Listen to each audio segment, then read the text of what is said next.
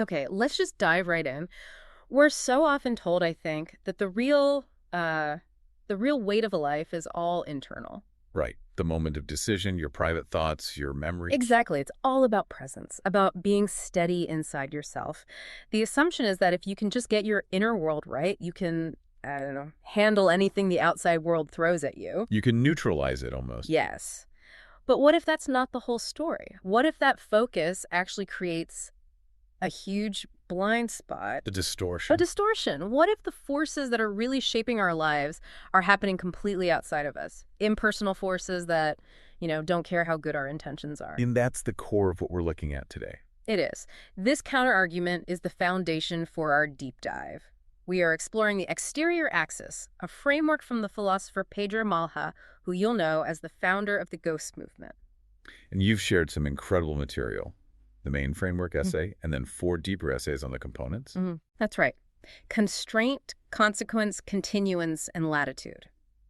So our mission today, for you listening, is to get a really complete, rich understanding of this exterior axis, how it works, and maybe more importantly, how it crosses paths with that internal world we focus on so much. We're basically mapping the terrain. That's a perfect way to put it. We are mapping the terrain on which our interior lives have to be lived. What's so striking about Mala's work, right from the jump, is that it just refuses to put the internal world on a pedestal. Yeah. It challenges that whole idea that being steady is enough. That it's some kind of shield. Precisely. The Ghosts movement starts with this idea that a life is shaped where 2 domains cross, 2 independent domains. So you have the interior axis. Which is all about what it's like to be here, your presence, your story, your memory, all of that. But then you have the exterior axis, which is our whole focus today. And that speaks to, well, what happens anyway? What happens regardless of how present you are? What happens regardless? It's the world's action, continuous and ongoing. And he's so specific about the nature of that action. It's not a moral thing. It doesn't weigh your merit or pause because you're having a tough day. Not at all. He defines the exterior axis as the world's structural action. Its pressure, its permission, its punishments, its allowance. And the key words are continuously and impersonally. It doesn't ask if you deserve the hit. It just delivers it. So this is a huge reorientation. The starting point isn't what should I choose or how should I feel. No. It's what massive impersonal forces are already acting on me. What's the stage that's already been set for my choices? That is the structural truth he insists on. It gives the outer world the same weight, the same reality as the inner world. And if you ignore it, you fall into this trap. The trap of thinking that your inner work, your awareness, your effort, should somehow save you from things like poverty or illness or just bad luck. This framework is the antidote to that distortion. It maps the context, and the interior axis is what gives us the ability to, recognize and respond to that context. Okay, so this exterior axis has 4 parts, 4 interdependent conditions. And you said these aren't stages you go through. Not at all. They're not virtues or steps on a ladder. They're just structural conditions of reality that show up unevenly in every single life. And we can group them, right, into forces of pressure and forces of permission. That's a great way to think about it. The first 2 are the gravity, the pressure, Yeah. the things that narrow the field. Okay. First, you have constraint. This is the terrain that's already there before you even get to choose. It's the pressure, the limits, the material reality you're born into. And the second pressure. Consequence, which he defines as the weight that time carries. It's the change that sticks, that doesn't reverse, long after the decision itself is over. Okay, so constraint and consequence are the gravity. Then we have the other side of the coin, the allowance. Right, and these are the ones Malha says are often invisible, because when you have them, they just feel like normal life. The third is latitude. This is the room that allows for movement. It's the buffer, social, financial, whatever, that lets a life bend without snapping. And the fourth? Continuance. This is the condition of non-escalation.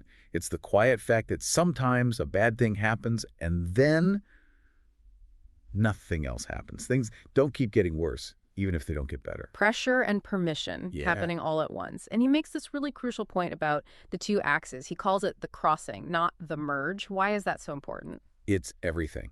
Because if they merged, that would mean your internal state, your awareness, your clarity could magically dissolve your circumstances. Which is the promise of so much self-help. It's the whole promise. Yeah. Malha says that's false. Awareness doesn't undo your constraints. And your constraints don't erase your awareness. They shape a life simultaneously. The exterior axis maps the context, and the interior axis is how you see it. Your agency is real, but it only operates inside the lines drawn by these external forces. He refuses to pretend we're operating in a vacuum. Okay, so let's dig into that first pillar of pressure, constraint. Mala is basically saying that life doesn't start at some neutral zero point of possibility. Not even close. You start inside a set of conditions that are already shaping what you will later call your free will. Yes. The choices you get to make are downstream from conditions you never chose. And the brutal part, as you said, is that they don't care how hard you try. They don't loosen their grip because you're self-aware or a good person. They're just the physics of the situation. Mala calls it a structural condition, not a personal tragedy. I think that's a really key distinction. It is. Because it takes the blame out of it. It's just the map of the terrain. Some paths are steeper from the start, and effort doesn't flatten the hill. It just means you have to work 10 times harder just to stay in the same place as someone on a flat path. And the most intimate constraint he names is the body. We have this idea of the body as, I don't know, a machine we can command. A neutral container for our will. Right, but he says no. The body is an active condition. It's setting thresholds from day one, and they are not negotiable. That's it. He goes into detail about how unevenly capacity is distributed, how quickly someone regenerates energy, for example. That's not a moral achievement. It's a metabolic reality. Some bodies can just absorb more strain. They can hide the damage for years until, boom, it all comes crashing down. While others feel it immediately. Immediately. Fatigue just accumulates and accumulates until just getting through a normal day feels impossible. And this is all shaped by things that happened before you could even talk genetics. Your early environment, stress, scarcity. And that leads to this idea that I found so powerful. He says the body determines the width of a day. Yes. Can you unpack that? The width of a day. It's how much you can actually handle. Your attention span, how many things you can juggle, how you tolerate interruptions. It's your operating capacity. Yeah. And when the body's constrained, that day gets narrower. But the world's expectations don't get narrower with it. The world doesn't care. The deadlines at work, the needs of your family, the institutional demands, they all stay fixed. And that creates what Mala calls a dramatically increased cost of participation. A cost of participation. Every single action, going to work, making a phone call, dealing with a problem, draws more deeply from a reserve that isn't refilling properly. So recovery is never complete. Fatigue becomes the new baseline.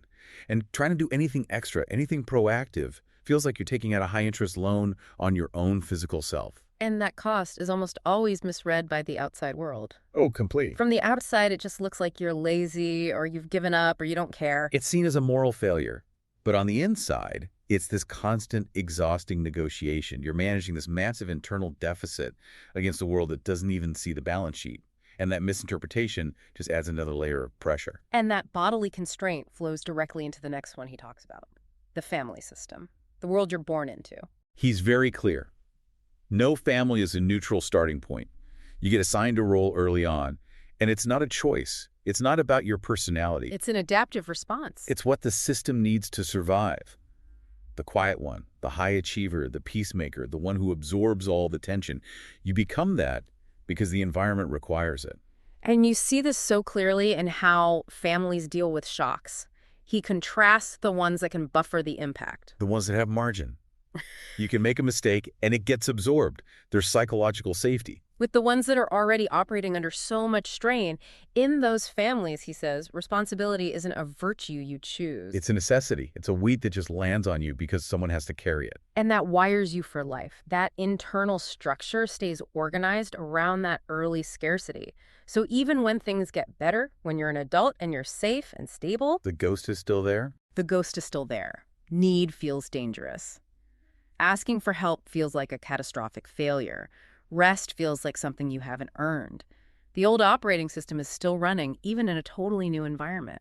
And that impulse, that readiness to just carry everything is often praised. People call it resilience. They call it strength. Right. But Malha sees it as a profound constraint because it means you literally can't put the weight down. It's a hidden, ongoing cost.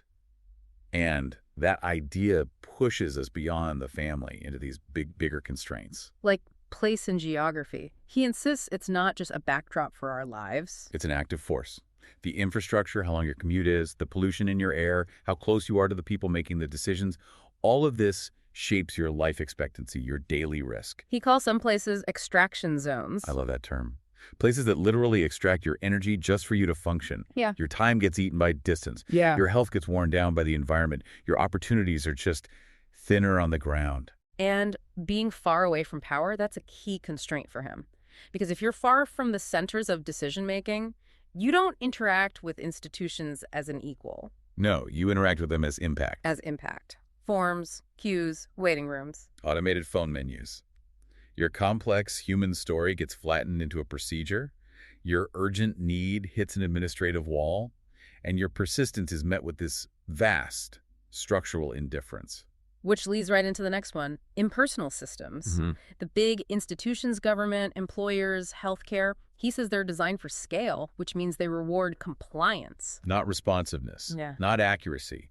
They need to turn your methy life into a neat little box that can be processed efficiently. So when something goes wrong, and it always does, a file gets lost, a payment is missed. Accountability just vanishes. It disperses. It's not this department's fault, it's that one's, or it's the computer's fault, or you filled out the form wrong. There's no single place you can go to get it fixed. And so waiting just becomes a condition of your life. It eats up your time, your energy, your mental space. And the adaptation to that, which is what's so fascinating, is often misread by people who don't face it. Yeah.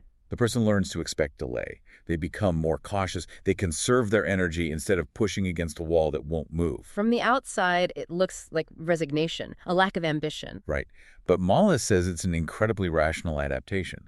Why waste your energy fighting a system that is designed not to respond to you? This connects so deeply to class as pressure. He doesn't define class as a culture or identity. No, it's a pressure system. And its main function is to determine your margin when things go wrong. Your buffer. Your buffer. It's the difference between a broken down car being an annoyance that you pay to fix or a catastrophe that makes you lose your job. Scarcity, he says, consumes your attention. It forces you into this narrow tunnel of focus on the immediate problem. Which makes long-term thinking a luxury, or even dangerous.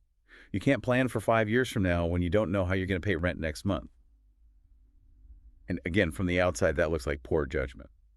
But it's just the brutal reality of operating without a buffer. And the final constraint he mentions, the one nobody chooses, is timing and the historical moment. You don't choose if you're born into a time of expansion or a time of contraction. You don't. And the structures that were stable for one generation, a steady career, affordable housing, a pension, can just evaporate for the next. Which is why so much advice from older generations just falls flat. It doesn't apply to the current reality. And Mulha has this line that's just devastatingly true. What once required persistence now requires luck. What once rewarded effort now punishes it. Yeah. When the whole system is unstable, just staying afloat requires this constant vigilance that drains all your energy. So it's never just one of these things. It's the stacking of constraints. They compound. They intersect. It's not a neat little line of problems. It's a whole web. A person with a constrained body from a strange family living in an extraction zone during an economic contraction, that's not a single problem. It's an overwhelming accumulation of friction. And what's so hard to see, he says, is that there isn't a clear line where your freedom ends and the constraint begins. No, it's not a conscious choice to surrender. It's just accumulation. By the time a choice gets to you, it has already been shaped. Other options have already been quietly closed off by these forces. So many of the decisions we celebrate or that we beat ourselves up over were kind of predetermined by the shape of the terrain we were on. That's the deep recognition of constraint. That is a heavy, powerful way to map the gravity we start with. Let's shift now to the second pillar of pressure, consequence. And here, Malha just blows up this common idea that the real weight is in the moment of decision. He really does. He says the decision itself, that moment of agonizing, is brief. Consequence begins when the decision is over. It's what follows. It's what follows. And it's not just the immediate fallout. He's very clear on this. Consequence is not the big argument, the emotional explosion, the dramatic event. Because those things burn out. They're contained in time. Exactly. Consequence is what continues. It's the change that won't reverse, long after everyone has moved on.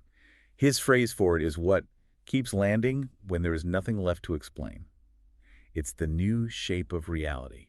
So it's less about a big event and more about a quiet, ongoing persistence. Yes, it's about repetition and ordinary persistence. That's where its real power lies. He gives these examples like The relationship that never really gets its ease back. Or the family that gets together for holidays, but there's this silence in the room that never goes away. Right. Nothing is exploding anymore. Nothing's being argued about, but nothing is fixing itself either. The new, slightly broken normal just repeats and repeats, and that quiet repetition is the consequence. And he says it's not contained, it migrates and disperses. It spreads, sideways and forward through time. A single careless sentence you said years ago might be the reason a professional door is closed to you today. A decision you made out of necessity can become this permanent absence that shapes your child's entire inner world a decade later. The effect doesn't look anything like the cause. Not at all. Time pulls them apart and scatters the pieces. It doesn't keep a neat little record. Which leads to this really painful point he makes, that consequence has no ethical structure. Zero. It's structural, not moral. It's just cause and effect playing out over time. It does not care about your intentions, how much you cared, how hard you struggled. It doesn't get lighter because you were choosing between two terrible options. No. It unfolds like a law of physics. It doesn't adjust for context or sincerity. And I think this is where he really helps you name that feeling of cosmic injustice, why it feels so disproportionate sometimes. Right, because you can act with total integrity and honesty, and the consequence can be that you lose your safety, and someone else can cause incredible harm, lie about it, and remain completely untouched. There's no balancing mechanism. None. There's no guarantee that being good will be rewarded or that causing harm will be contained. It's just about the mechanics of interaction, timing, and exposure. And for anyone who really believes in the power of the inner world, this next point is maybe the hardest to swallow. The failure of awareness. This is a destabilizing one. He says very bluntly, awareness does not stop consequence. Understanding what's happening doesn't slow it down. Yeah, it doesn't buy you time. In fact, awareness often shows up right in the middle of the mess when the outcome is already locked in and your options have all dried up. The world doesn't pause for your moment of insight. It just keeps rolling. The consequence unfolds whether you've become wiser or not. It's something you encounter, not something you choose. Presence isn't a shield. Sometimes being more present just means you feel the full impact more clearly as it hits you. Exactly. And we have to talk about the action of silence. This is something Malha says we underestimate constantly. We think of silence as being passive, safe, It's doing nothing. as doing nothing, but he says it's an action, a powerful one with a delayed fuse. It's a huge action because silence lets things continue that shouldn't. It teaches people and systems that they won't be challenged. It basically says this is acceptable. It creates futures by default. So silence doesn't avoid consequence? It defers it. And in deferring it, it often makes the final explosion much, much bigger. Of course, the flip side is that speaking also has consequences you can't control. Right. The point is that neither option is safe. Both create futures you can't fully predict or manage once they're in motion. So how do people live with this? He talks about adaptation versus healing. And this is key. He says we adapt not because we've reached some enlightened state of acceptance, but because we have to. Time keeps moving, so we have to move with it. We reorganize our lives around the new, fixed reality. It's an accommodation. It's an accommodation, not a healing. Healing implies you can go back to how things were.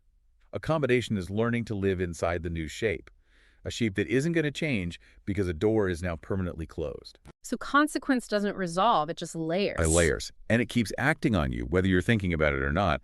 The emotional sting might be gone after 20 years, but the structural outcome, the debt, the chronic injury, the person who is gone, is still actively defining the boundaries of your life today.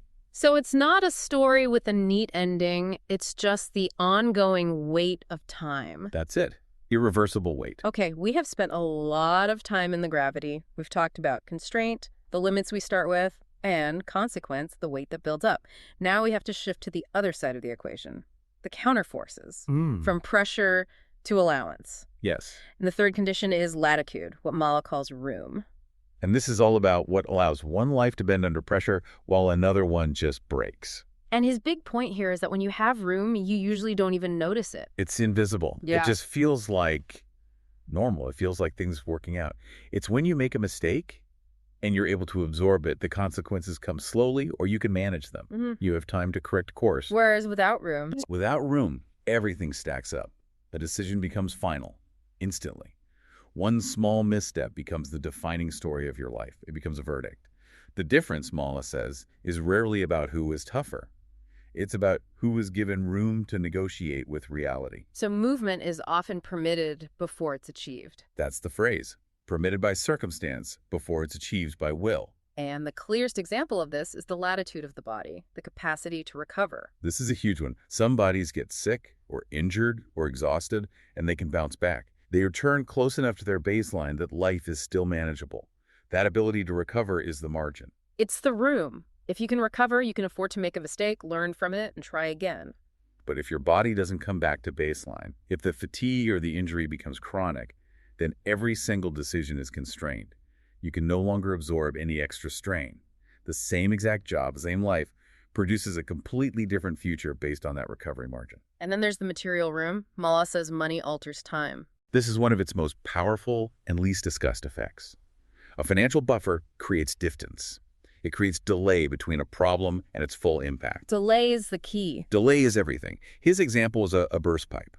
If you have money, a burst pipe is an inconvenience. You call a plumber, you pay the bill, the catastrophe is contained. It's managed. But if you don't have that margin, that same burst pipe is an immediate cascading crisis. You miss work, you go into debt, you might get evicted. Life just accelerates in the wrong direction with no brakes, no pause, no room to think. And he says social networks work in a similar way as a kind of buffer. A huge buffer. Yeah. If you have people, mentors, family, colleagues, you rarely have to face a crisis alone. They give you advice, they advocate for you, they catch you before you hit the ground. Without that network, you just fleetland. With the full force of the impact. And that network also gives you access to the unwritten rules, the institutional knowledge. It's a form of latitude that someone on the outside might spend their whole life trying to earn and never get. And institutions themselves distribute this room. Institutional flexibility. This is so important. Some systems are designed to forget. Your mistake gets wiped after a few years. Other systems are designed to remember forever. So some systems let you stay in motion, let you learn and grow. Others just fix you in place. They define you permanently by your worst moment. A temporary error becomes a permanent identity, a criminal record, a bad credit score. The system's design choice can grant you latitude or remove it completely, regardless of what you do afterwards. And this all leads to what feels like the most profound insight here. The misreading of latitude. We mistake permission for capacity. Yes. When you're living inside all this room, all this buffer, it just feels normal. So when you succeed, you tell a story about your own strength, your own merit. You quietly edit out all the safety nets that were there. The financial cushion, the helpful advice, the second chances. You start to believe your movement proves you're just. Yeah. Better. Permission gets rewritten as personal capacity. Meanwhile, the person without room, who is rightly cautious and hesitant, is seen as rigid or unambitious. And when they break under the pressure, it's seen as their personal failing. This is the false narrative of meritocracy in a nutshell. The same action gets praised in one life and punished in another, and we explain the difference with psychology instead of structure. And we have to remember that this room, this latitude, is fragile. It's not permanent. It can disappear overnight. An illness, a job loss, a change in policy. The life that used to bend can suddenly snap. So the core insight is that so many of us move forward not because we're stronger, but because the world has allowed us to wobble without being destroyed. Naming that is what makes this a true map of reality. It corrects the story. It is a really challenging shift. Okay, so we've covered the forces that grant room. Now we're at the final condition, which Malha says is the hardest to name because it's about an absence. Continuance. The condition of non-escalation. And he calls it the hardest to name because there's no victory here. There's no lesson. It describes lives that don't necessarily get better, but critically, they don't get worse. It's just a quiet stop. A quiet stop. Something bad happened. It did real damage. It changed the shape of your life. Mm-hmm. And then the world just stopped bringing it up. It stopped arriving. He's very clear that this is not healing, but non-escalation. Yes, healing suggests repair, a return to how things were. Continuance is much flatter than that. The damage is still there. The loss isn't redeemed. But the future stops being organized around it. The past is allowed to actually be in the past. So the key factor is repetition versus boundary. He says what breaks a life isn't the single hit. It's the way that hit keeps getting summoned back into the present. He contrasts it so well. In one life, you make a mistake, and that mistake becomes your permanent identity. The system, the people around you, they keep replaying it for you. It acquires duration. But in another life, a similar mistake is made, and the world just lets it go. The trail goes cold. The difference isn't about the act itself. It's about whether the world allows it to end. And so often that's determined by structural disengagement. It's the systems. Some legal records are designed to expire, poof, they're gone. That allows continuance. Other records are designed to follow you forever. That converts a single event into a permanent condition. It's a design choice, not a moral judgment. And social environments do the same thing. A parallel function. Socially, continuance just means you're allowed to become ordinary again. People stop telling the story. Your identity is no longer built around that one thing that happened. But if every new job, every new relationship requires you to explain that one past event, Then continuance is denied. You're trapped in the repetition. Continuance is just the simple fact that nothing more gets added to that original weight. and this applies to loss and harm too, not all loss is the same. He says some losses arrive alone. They're devastating, but they're contained. Other losses trigger a chain reaction. Losing your job leads to losing your house, leads to losing your health. And the difference isn't your attitude. It's not. It's whether that first impact hits a system that's brittle enough to start a domino effect. There's an invisible boundary, money, status, timing, that determines whether harm stays local or whether it spreads and reorganizes your entire life. And what's the feeling of being granted this? He says it's not just relief, it's disorientation and reprieve. It's this quiet, unsettling awareness of how contingent everything was. The realization that your life could have collapsed in on itself, and it didn't.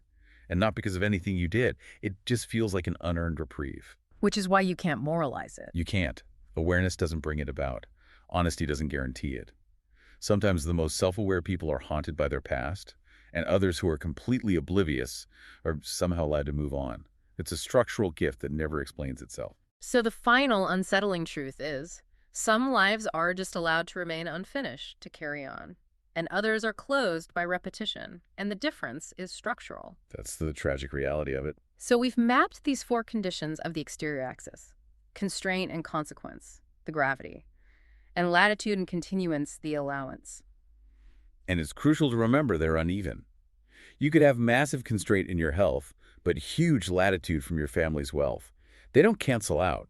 They just create a complex, layered reality that defies any simple story of good or bad. And the whole point of this framework, the reason the ghost movement puts it forward, is to correct the quiet distortion. That quiet, pervasive idea that your inner steadiness, your self-work, should be enough, that it should be a shield that protects you from the world's action. The idea that you alone are responsible for your path. Maul says this has to be corrected, but without throwing away the importance of the inner life. Your presence, your awareness, they matter immensely, but they aren't a suit of armor. You can't burden them with the impossible job of making an unfair world fair. This framework refuses to pretend that a deep breath can fix a broken system. Exactly. So the goal here isn't to give you a set of instructions. It's not a solution. It's an orientation. It's a way of telling the truth about how life actually works. Mala's line is the perfect takeaway. He says, to hold all of this at once is not a solution. It is simply an honest way of seeing what is already here. It gives you language. Language for that feeling you've always had, that something is pressing on your life that your internal work alone just can't touch. By naming these four conditions, we get clarity. We can see that survival, movement, even success is so often permitted by the world before it's ever earned by our will. And that lets you understand your life without blame or cynicism or a kind of fake optimism. It's just a more truthful account. This deep dive really does give you a map for a reality you probably already sense, that the real shape of your life happens at that intersection, your inner presence meeting the world's indifferent pressures and permissions. The visible and the invisible, finally seen together. So, as a final takeaway, just hold that image. Your life being shaped at the crossing of those two axes.